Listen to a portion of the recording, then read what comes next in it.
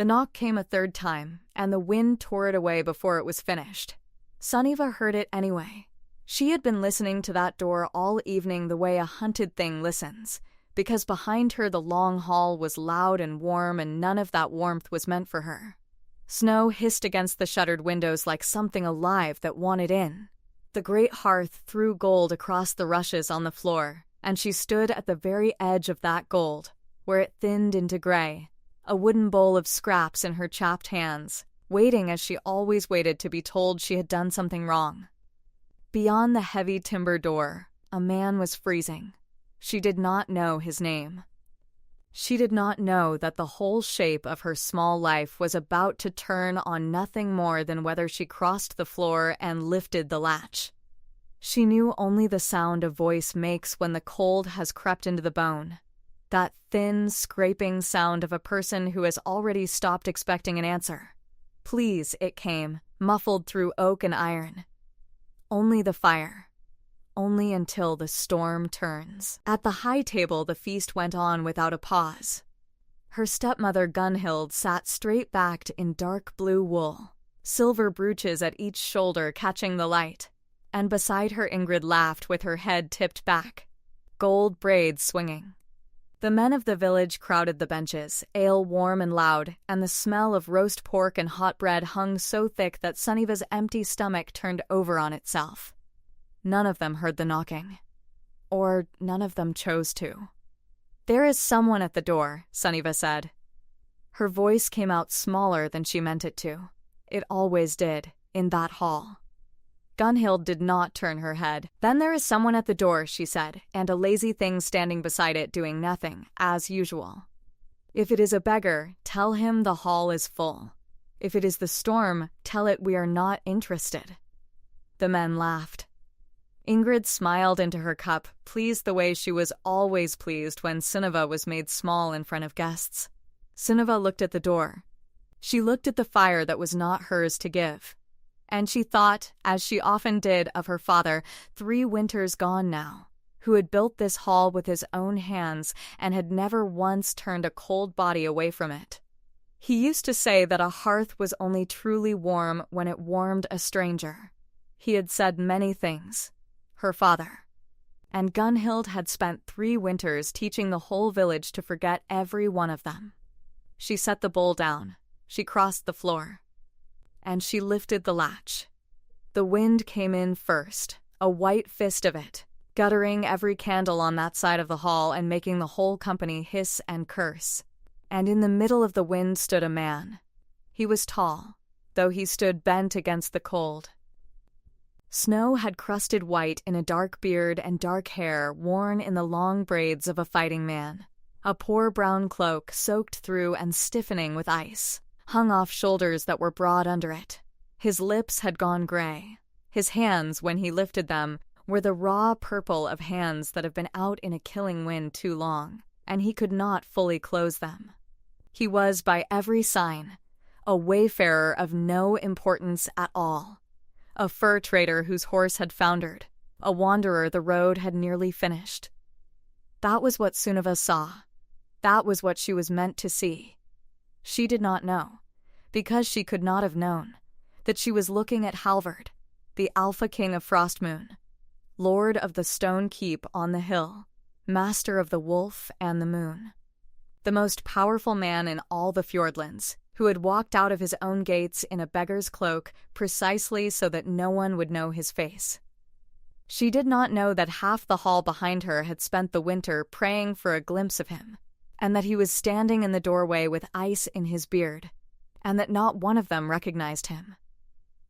She only knew that a person was freezing, and that she was closest to the door. "Come in," she said. "Come to the fire." "You cannot let that in," Gunhild said sharply, rising. "Look at the state of it." "We do not know where it has been. He is half frozen," said Sunniva. "Then he should have thought of that before he went wandering in a storm." Gunhild's mouth was a thin line. "This is my hall. I say who sits at my fire." And there it was. The old wound opened again in front of a stranger. Because it had not always been Gunhild's hall. Every soul in the village knew it. and every soul in the village had agreed, the way villages do, to pretend otherwise. Let me tell you, before we go further, who this quiet young woman with the raw hands really was, so that you understand what it cost her to keep her hand on that latch. Sunniva had been born in this hall, the only surviving heir of Jarl Ottar, who had ruled the little fjord village of Frostmoon with a heavy hand and a warm hearth for as long as the old people could remember. Her mother had passed when Sunniva was very small, and had left her nothing but a name, a stubborn kindness, and a small crescent moon carved out of whalebone on a leather cord, which Sunniva wore under her gown against her heart, and had never once taken off. For a while then it had been only Sunniva and her father, and those had been the good years, the years she pulled out and warmed her hands on when the nights got long. But a Jarl is not permitted to grow old alone, and in time Ottar had brought home a new wife from a richer holding 2 fjords east, Gunhild, who came with a grown lass of her own named Ingrid, a chest of silver, and a smile that never once reached her eyes. Sunniva had tried, in the beginning, to love them. She had braided Ingrid's hair. She had called Gunhild mother until the word was slapped out of her mouth. She had been slow, far too slow, her father's old housekeeper would later say, to understand that a woman who marries a fading man's holding is not always marrying the man. For Ottar was already ill by then, though no one spoke of it. The wasting cough had gotten into his chest, and over one long winter it emptied him out until he was a shadow of the Jarl who had built the hall. And then one gray morning at the turning of the year he was gone, laid under a barrow of gray stones on the hill within sight of his own door. And on the very night of his burial, before the ale for his passing had gone flat, Gunhild had gathered the village elders in the hall and explained to them, in her reasonable voice, how things would now be. There was, she pointed out, no man to hold the seat. There was only a slip of a young woman, an unwed Omega at that, and everyone knew what that meant. For this was the thing the whole village believed, the thing Sunniva had been taught to believe about her own self before she was old enough to argue, that to be born Omega was to be born lesser. In the Fjordlands they said an Omega was soft where a ruler must be hard, that an Omega existed to be given away in a match that strengthened a holding, not to hold a holding of her own. It was in the songs. It was in the way the men looked at her and then looked away. An Alpha led. A Beta labored. An Omega was married off, or, if no one would have her, an Omega was tolerated, fed at the low end of the table, useful for mending and hauling and being blamed. So the elders had nodded along, because Gunhild had silver and Gunhild had a will, and because it was easier. And by the next moon Sunniva had gone from the Jarl's only heir to the hall's unpaid servant, sleeping among the ash by the hearth, eating what the table left, wearing what Ingrid discarded, and answering to lazy thing more often than to her own name. 3 winters that had lasted now. 3 winters of being the first awake and the last fed. 3 winters of a village that had decided, all together, to look through her. If you have come this far and the cold of that hall has already crept into your own chest, good, stay a while by our fire, and follow along, and let this tale unfold at its own pace. For I promise you Sunniva's winter is only beginning, and what the moon has planned for her is a thing worth waiting for. Now, back to the doorway, and the freezing stranger, and the choice she had already made. I will not put him in your hall, Sunniva said, and her own boldness frightened her even as it came out. I will take him to the byre. There is a fire in the byre I keep for the ewes. He can thaw there, and he will trouble no one, and in the morning, when the storm has passed, he will go. Gunhild looked at her for a long moment. It was not a look of mercy. It was the look of a woman calculating whether a fight was worth the ale it would spoil. The byre, she said at last, as though the word tasted of dirt. Yes, put the beast with the beasts. And do not think that feeding a tramp earns you a place at this table. You will still muck the stalls at dawn. She turned back to her guests with a bright, false laugh. You see how soft-hearted she is. It is her only quality, and it is not even a useful one. The hall laughed, because the hall always laughed. And Sunniva took the stranger by his frozen arm and led him out of the gold and into the gray. And the heavy door swung shut on the warmth behind them, and neither of them looked back at it. The byre was low and dark and smelled of sheep and hay, but it had thick turf walls that held out the wind, and in an iron dish at its center a small fire of dung and driftwood burned low and steady. Sunniva built it up with the driftwood she had been saving for herself, not letting herself think about the cold nights that saving had been meant for. She sat the stranger down on a bale close to the flame and knelt in front of him and took his ruined hands in hers. This will hurt, she warned him quietly. When the feeling comes back, it always hurts more coming back than it did going numb. Try not to pull away. He watched her face rather than his hands. You have done this before. Every winter someone comes through who has been out too long. Peddlers, fishers off the ice. My father never turned them from the door. She began to chafe his fingers between her palms, slow and steady, working the blood back toward the tips, and when he drew a sharp breath through his teeth she did not stop, only gentled her grip. There, that is good. That means the hand is still yours to keep. It is when they feel nothing at all that I begin to worry. Now here is what Sunniva could not see, kneeling in the sheep, smelling dark with a stranger's hands cupped in her own. She could not see the way he was looking at the top of her bent head. She had no way of knowing that this man had ridden out from a warm keep and a full table and 100 sworn warriors, and had walked half-frozen through 3 villages in this disguise. And that in all 3 villages the doors had stayed shut. That in the first village a rich hall had sent a servant to tell him the master was abed. That in the second a whole family had watched him through a crack in the shutter and then blown out the light. That he had begun, somewhere in the second village, to believe an ugly thing about his own people. That there was no warmth left in the fjordlands that a person did not have to pay for. And that this hall, this proud, loud hall on the hill, had turned him away too, all but one.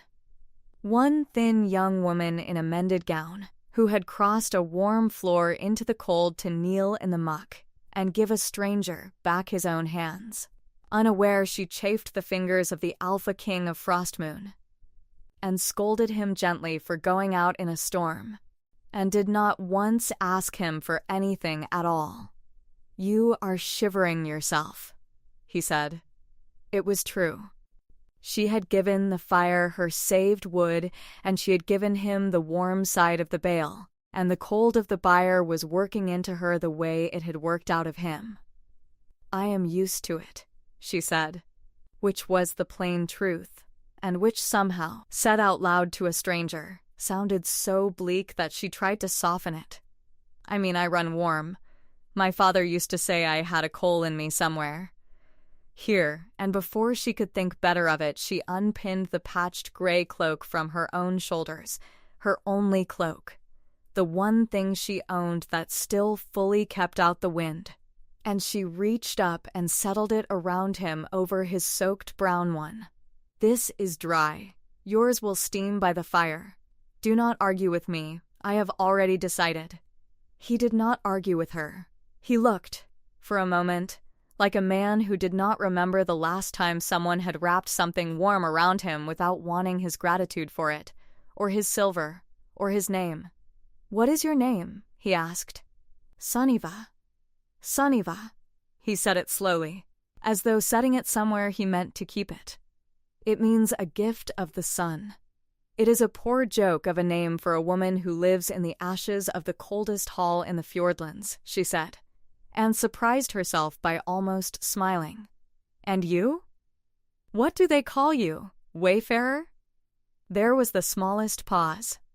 If she had been watching for it, but she was watching the fire, feeding it, she might have seen him choose. Hal, he said, a trader in furs. My horse went down in a drift a league back, and my footing after it. I thought I was finished, until I saw your smoke. Well, Hal the trader in furs, she said, You are not finished. You are only cold, and cold is a thing that mends. Sit close. Sleep if you can. No one will trouble you here but the ewes, and they have seen worse than you. She banked the fire so it would hold through the night, and she settled herself against the far wall in the straw, in the thin dress with no cloak, and she wrapped her arms around her knees, and she was asleep before she knew it, in the way of people who are always tired.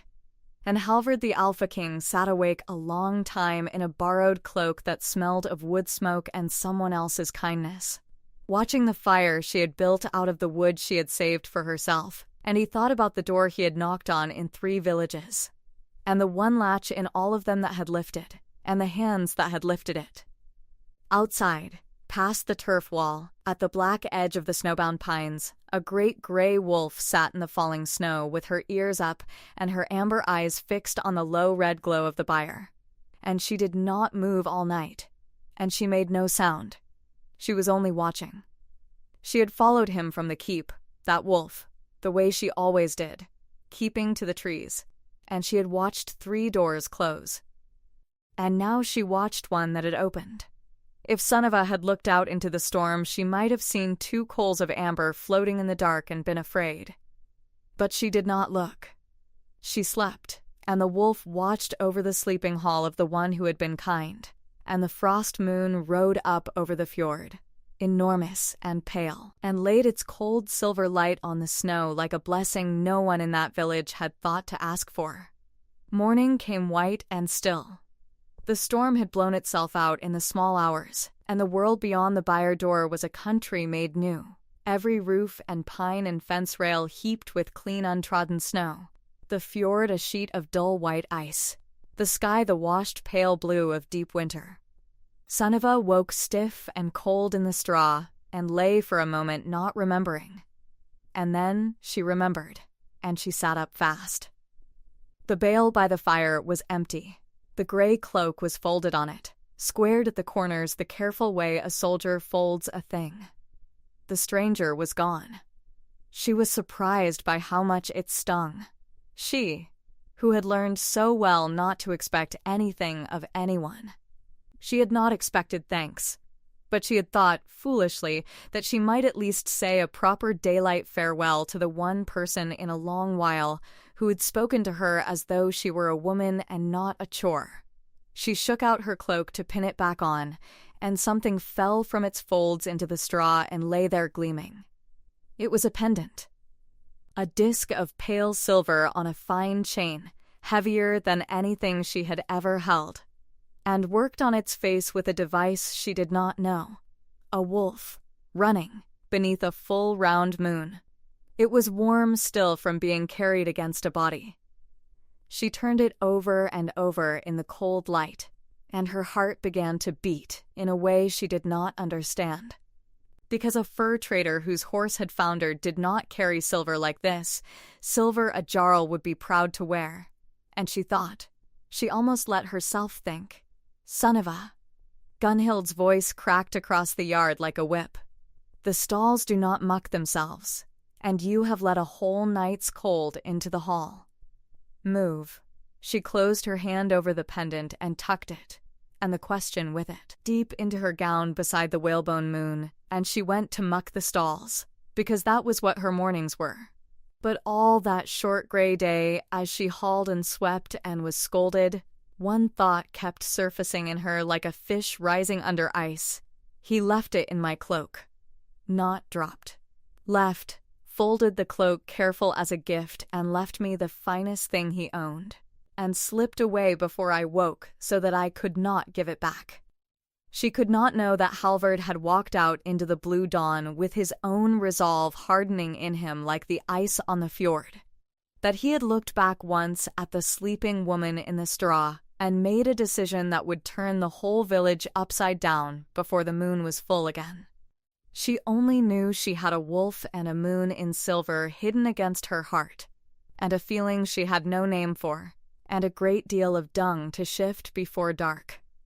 3 days passed, and they were ordinary days, which is to say they were hard.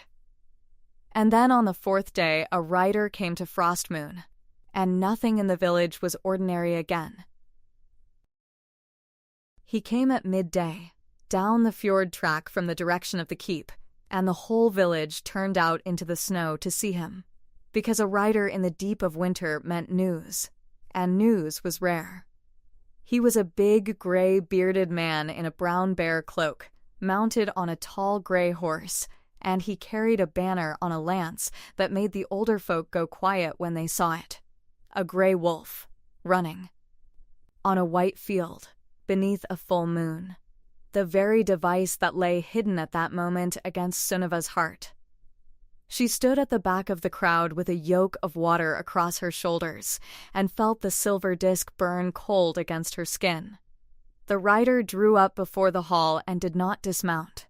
"I am Vidar," he called out, in a voice built for shouting across battle lines, housecarl to Halvard.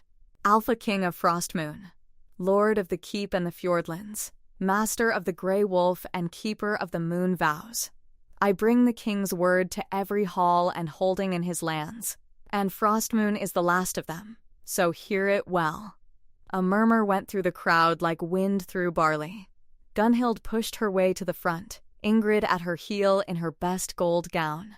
Both of them suddenly all smiles.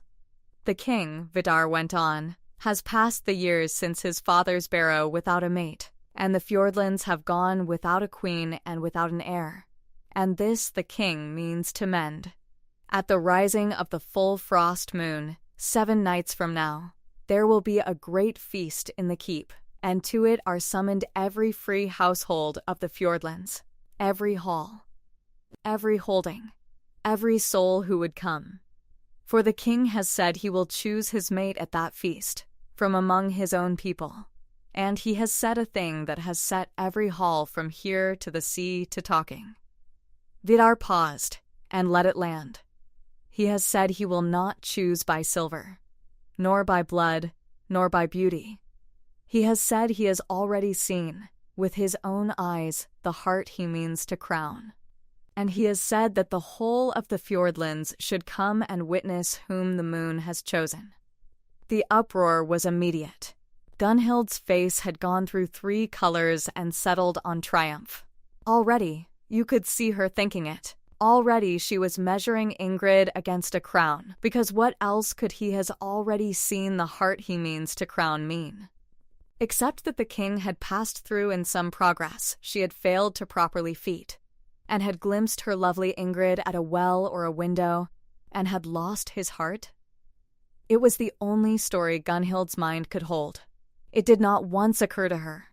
It did not occur to a single soul in that shrieking, delighted crowd. To wonder about a fur trader with a foundered horse who had knocked on their door in a storm 4 nights past and been sent to sleep with the sheep. But Sunniva, at the back, with cold silver against her heart and a wolf and a moon hidden in her gown, went very still. And the yoke of water trembled on her shoulders, and she set it down before she dropped it. Vidar wheeled his horse.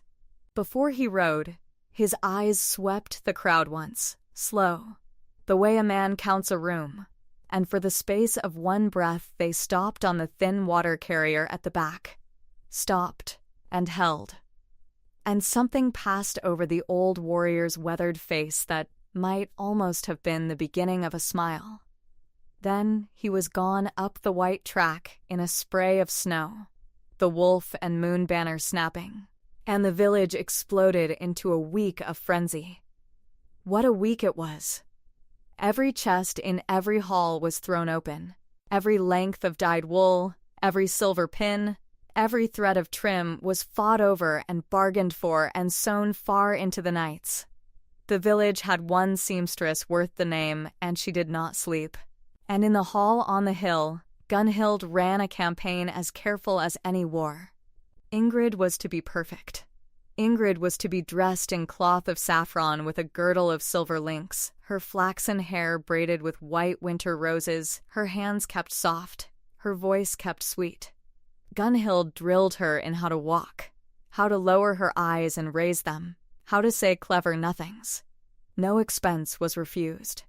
And every hand that expense required, every hem to be stitched, every root to be scrubbed, every fire to be fed through the freezing nights of that mad week. Every one of those hands was Sunniva's. She did not mind the work. She was used to the work. What she minded, what sat in her chest like a stone all that week, was the thing she could not say and could not stop thinking. Because she had begun to understand what she had done. She had begun to fit the pieces together the way you fit them together in the dark. A stranger too broad in the shoulder for a poor man, with a voice too used to being obeyed, and hands under the frostbite. That had never once done a servant's work, a folded cloak, and a wolf and a moon in silver, the very device now snapping on the king's own banner. She knew. She did not dare believe it. But she knew. The man she had scolded and warmed and covered with her own cloak in the sheep byre, the man called Hal who traded in furs, had been the Alpha King of Frostmoon. She had knelt in the muck and chafed the hands of the most powerful man in the fjordlands, and she had told him not to argue with her, and she had given him the warm side of the bale and taken the cold, and she had not known. And on the heels of that thought came a second, colder one, that she made herself look at squarely as she scrubbed the flags of the hall on her raw knees. If the king had come in disguise to see who was kind, then the king had seen. He had seen Gunhild rise and call him a beast and forbid him the fire. He had seen the whole loud, warm hall laugh. And he had seen one person leave the light and come out into the cold. He has already seen the heart he means to crown, the housecarl had said.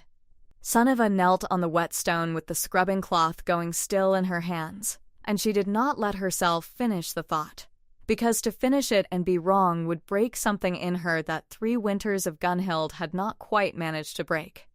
The night before the feast, the thing she had been dreading arrived, small and inevitable.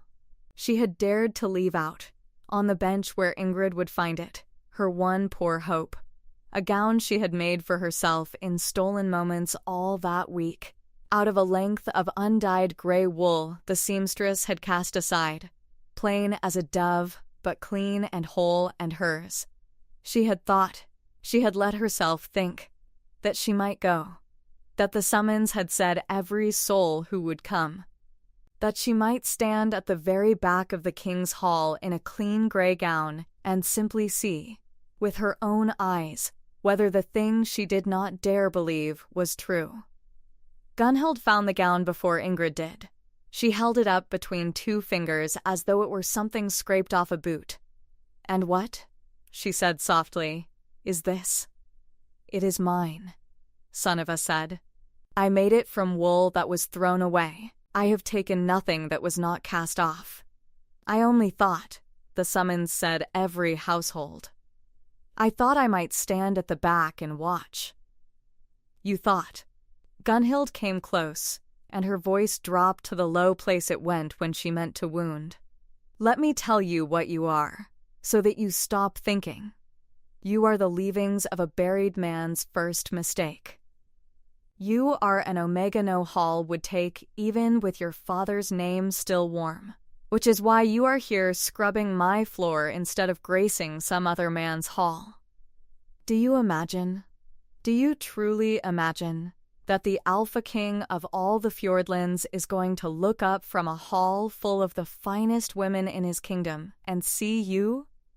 You, who smell of the byre. The king has already chosen his heart," the man said. "Do you think it is yours?"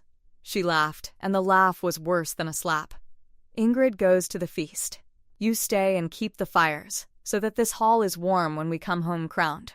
And to be sure you do not shame us by creeping up that hill on your own." She took the gray gown in both hands and, without heat, almost lazily, she tore it. Down the center, from throat to hem, the seams Sunniva had sat up 3 nights to sew giving way with a sound like a small cry. Then she dropped the 2 halves in the ashes and walked away, and Ingrid, passing, ground 1 half deeper into the cinders with the toe of her shoe, and did not even bother to smile about it. Sunniva did not weep in the hall. She had learned long ago not to give them that. She gathered the ruined halves of her gown and she carried them out into the night, out past the byre to the low stone wall at the edge of the yard where the ground fell away toward the frozen fjord. And there, where no one could see her, under the open sky, she finally let go. And the sky she wept under was full of moon. The frost moon had waxed all week toward its fullness, and hung now nearly round above the white fjord, so bright it threw her shadow blue across the snow, so bright she could see the tears fall glittering onto the torn gray wool in her lap. She wept for her father, who would never have let this happen. She wept for the years. She wept, most of all, for the small, unforgivable crime of having let herself hope, for 1 week, that a warm hand in a cold byre might have meant that the world was going to be kind to her at last. I should have known better, she whispered to the moon. I always know better. Why did I let myself, a sound in the snow? She went still. And then, out of the blue dark at the bottom of the yard, where the pines came down to the wall, a shape detached itself and came toward her, unhurried, enormous, a great gray wolf, silver in the moonlight, with eyes like 2 amber coals. Sunniva's breath stopped. She knew she should run. She knew a lone wolf in the winter was a thing to fear. But the wolf did not stalk and did not bare its teeth.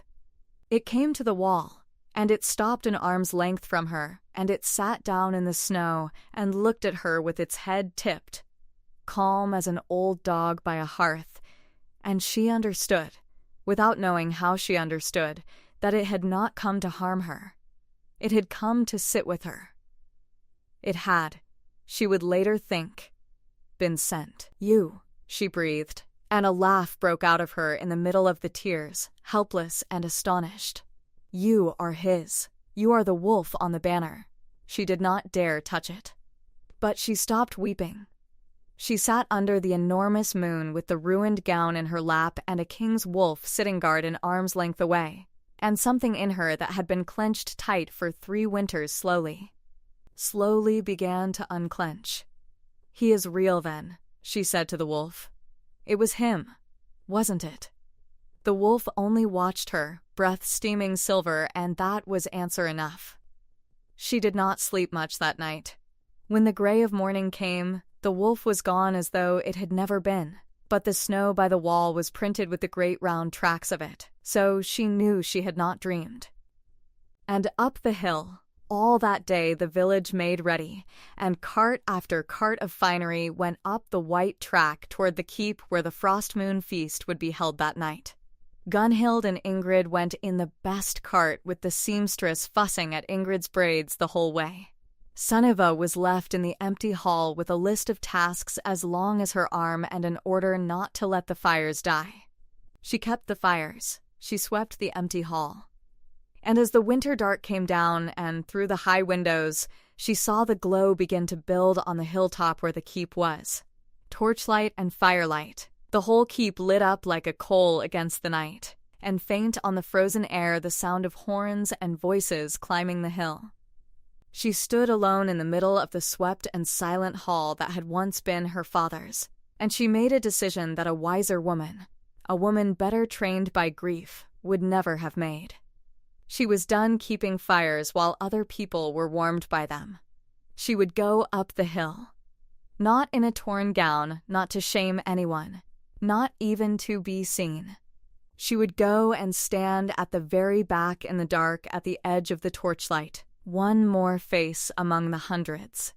And she would see the king's face in the light and know for certain whether it was the face from the byre. And then she would come home and keep her fires. And at least she would know. She owed herself that much truth. She banked the hearth so the hall would not burn, and she wrapped herself in her patched gray cloak, the one she had lent a stranger, the only whole thing she owned. And she pulled the hood up over her copper curls, and she went out into the snow and up the hill toward the light.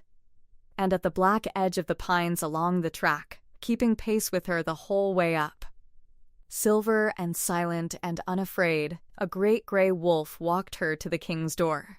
The keep of Frostmoon had not blazed like this in living memory. Every torch bracket held a torch. Every hearth roared. The great hall within the stone walls was a river of people and firelight, and the smell of roast meat and spiced wine and pine boughs, and at its far end, on a dais raised 3 steps above the crowd, stood the high seat of the Alpha King, empty as yet, draped in gray wolf fur, waiting. Sunniva slipped in at the back among the villagers and the servants and the poorer holders who had not merited a bench, and she pulled her hood close and made herself small, which was a thing she was very good at, and she watched. She saw Gunhild and Ingrid near the front. Ingrid a pillar of saffron and silver with white roses in her hair, her chin high. Her eyes bright with a certainty that made Sunniva's stomach turn. She saw 100 lovely women in 100 fine gowns, each one dressed by a family that had spent a winter's wealth on the chance of a crown. She saw the finest of the fjordlands gathered under one roof and glittering like the inside of a treasure chest.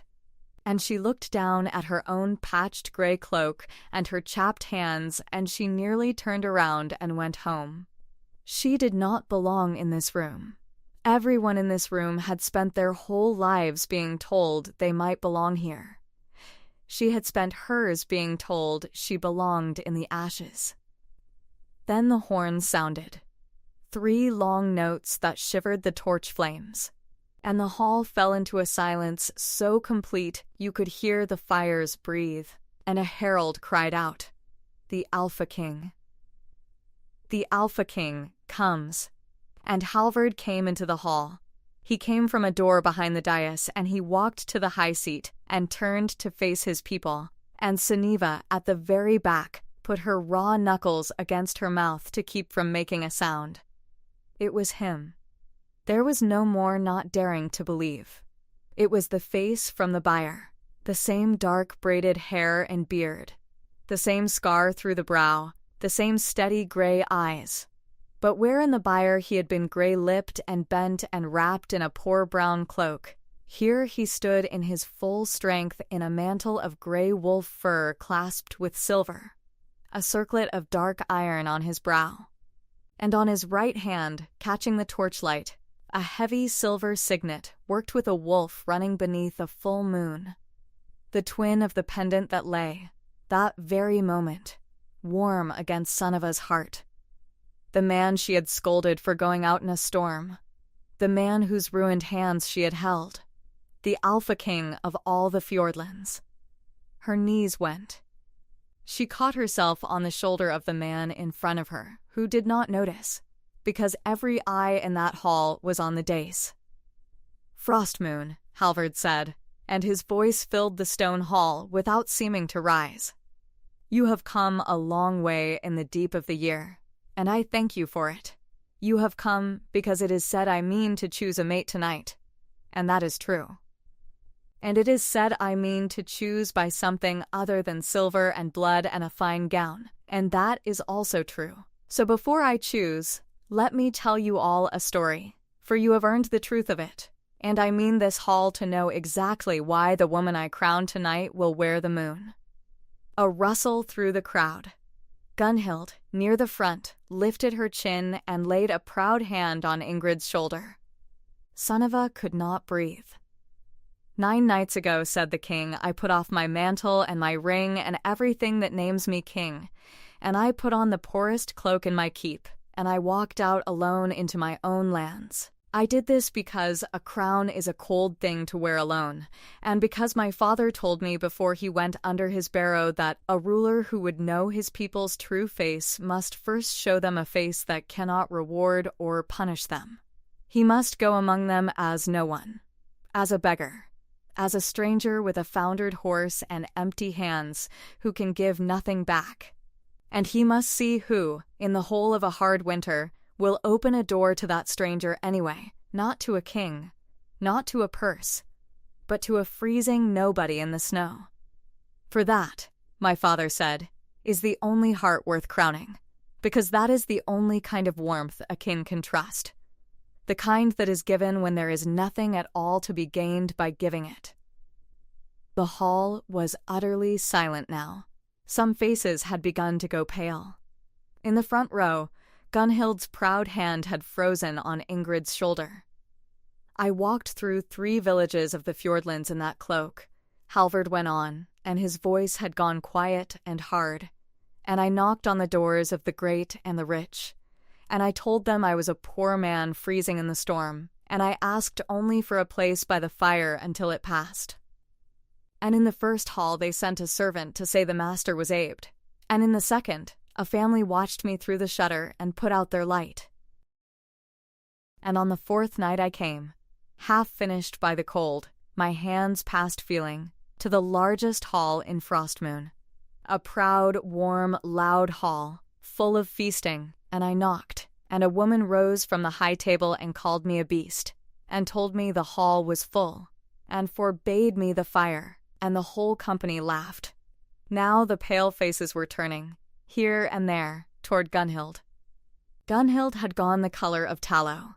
Ingrid's certain smile had cracked and fallen off her face entirely, and Sunniva at the back stood frozen with both hands pressed to her mouth and tears standing in her eyes, understanding at last, fully, what she had done, and what it had meant, and what was about to happen. But in that hall, said the king, and here, for the first time. Something broke through the hardness in his voice, something that was almost wonder. There was one who did not laugh, one who left the warm table and the safe fire and came out into the storm to me.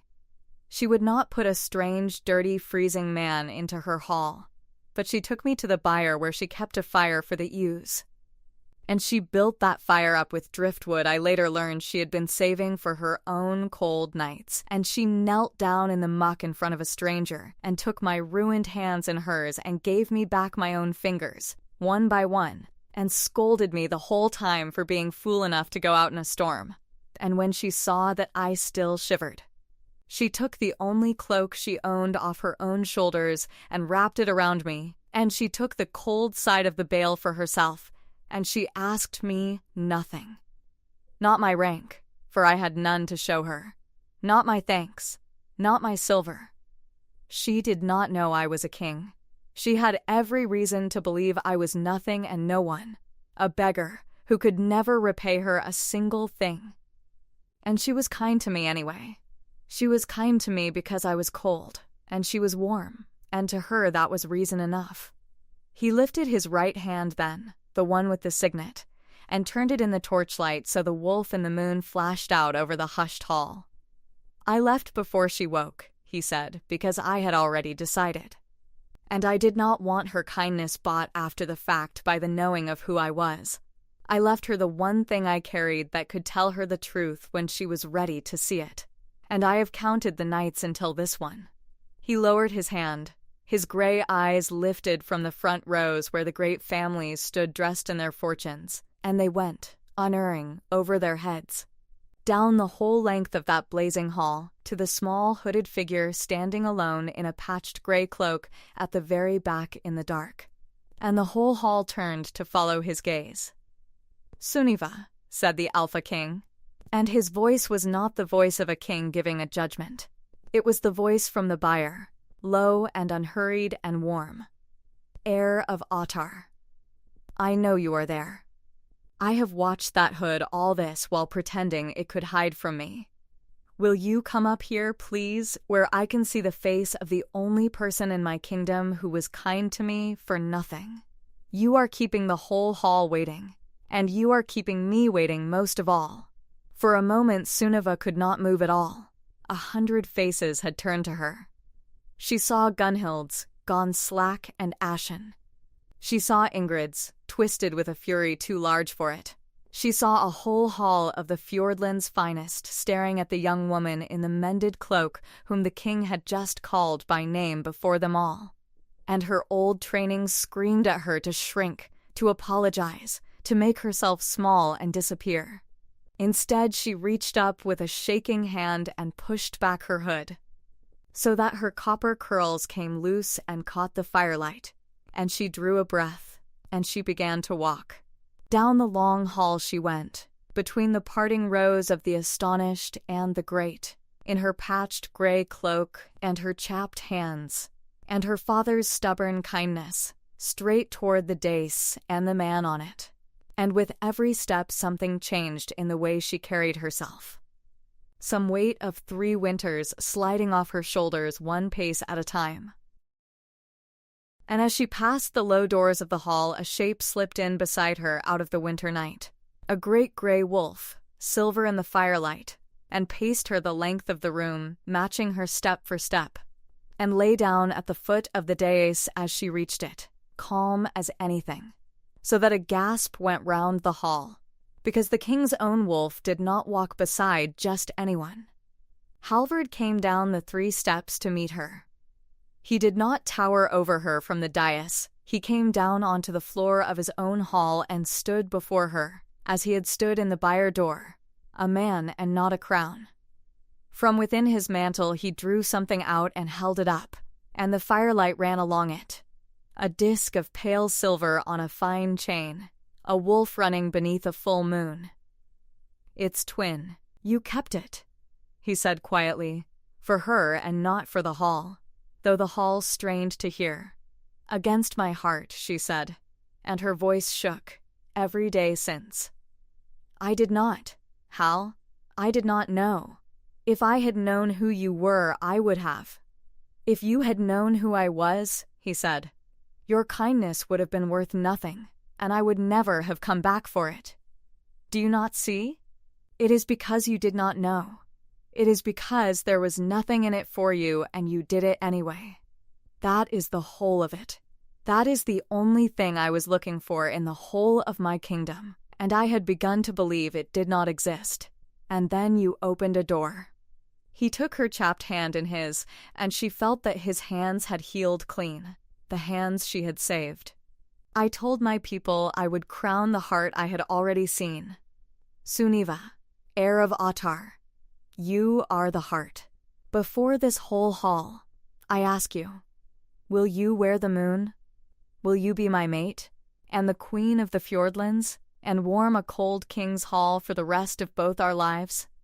Somewhere in the crowd a woman was weeping. It might have been the old seamstress. It was not Gunhild, who stood rigid and ruined near the dais with the wreck of all her scheming spread out around her, nor Ingrid, who had sat down hard on a bench with her face in her hands. It was, in the end, half the hall. Because there is a particular kind of tears that comes when people who have watched an unkindness go unpunished for years finally see it set right in front of their eyes. Sunniva looked up at the Alpha King of Frostmoon, at the scar through his brow and the steady gray eyes that had watched her in the byre dark, and she thought of her father, who had said a hearth was only truly warm when it warmed a stranger, and who had been proven right at last in the most enormous way the world could manage.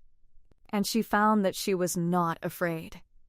"I warmed you when you were nothing," she said, loud enough for the hall to hear, because she was done being small.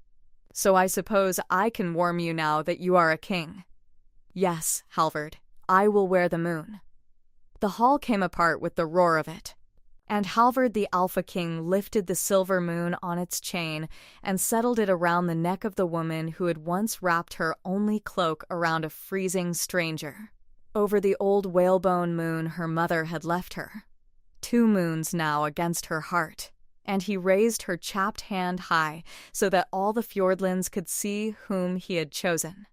And at the foot of the dais the great gray wolf lifted her head and sang one long note up at the smoke hole and the Frostmoon beyond it, and every wolf in the hills around Frostmoon answered her, so that the whole white night rang with it. They did not forget the old kindnesses in the crowning of the new. When at last the hall was seated to the feast, the king did not let his new-made queen be served the swan and the spiced meats first. He sent instead to the poorest kitchen of the keep and had them bring a single loaf of hard black bread, the kind Sunniva had shared her last of with a stranger by a byre fire, and he broke it with his own hands at the high table before the whole court. and gave her half, as she had once given him half of everything she had. "The first meal we shared," he said, only to her, "was your last bread in a cold byre, and you gave me the bigger piece. I have thought about it every night since. Let the first meal we share as king and queen be the same bread, so that neither of us ever forgets where the warmth came from." And she laughed through her tears and ate the hard black bread at the finest table in the Fjordlands, and it was the best thing she had ever tasted. As for Gunhild and Ingrid, the king did not have them driven out, though the hall would have roared to see it, and though Vidar's hand had gone to his belt more than once during the telling. Sunniva would not have it. "They taught me every cold thing I know," she said to Halvard quietly, "and I would rather not learn a new one on the very night I stopped being cold." So the king let them keep their lives and their freedom, and took from them only the hall, Ottar's hall, which by right had always been Sunniva's, and gave it back to the village to be a warm house for any wayfarer the winter caught out, with a fire kept always burning at its door, in the name of a Jarl, who had believed that a hearth was only truly warm when it warmed a stranger. Gunhild and Ingrid went east to the holding Gunhild had come from, smaller and colder than they remembered it, and the songs do not follow them, because they made themselves too small to sing about. And Sunniva, the rejected Omega, the ash sweeper, the leavings the village had shoved into a corner, became Sunniva of the Moon, queen of the Fjordlands, whom the whole of the North would come to know in the years that followed for one particular thing, that no door in her kingdom was ever shut against a stranger in the cold, and that any freezing wayfarer who knocked at any hall from the sea to the mountains would be brought to the fire and warmed and fed and asked nothing, because the queen had made it the first law of the land, and had a way of turning up in a plain gray cloak to see that it was kept. Sometimes, on the nights when the frost moon rode up full and enormous over the white fjord, she would slip out of the warm keep and walk down alone to the low stone wall where she had once wept over a torn gown, and the great gray wolf would come out of the pines and sit with her, an arm's length away, calm and silver in the light. And Halvard would come and find her there, and wrap his own fur mantle around them both against the cold, and the three of them would sit and watch the moon lay its silver on the ice. And Sunniva would think about the night a knock came 3 times at a warm door that was not hers to open, and how the whole of her life had turned on the small, unremarkable, unrewarded choice to cross a cold floor and lift a latch. She had given warmth to a stranger who could give her nothing back. And the moon, it turned out, had been watching all along, and the moon does not forget. That is the first of the Frostmoon vows, and there are many more to tell, of a lost pendant returned in the snow, of a cruel joke at a ball that turned to gold, of a woman who wept alone under this same moon and did not know who stood behind her. Stay by the fire, and I will tell you all of them. But that first vow, the oldest and the truest, was only ever this: be kind to the cold stranger at your door, for you never know whose hands you are holding, and the moon is always, always watching.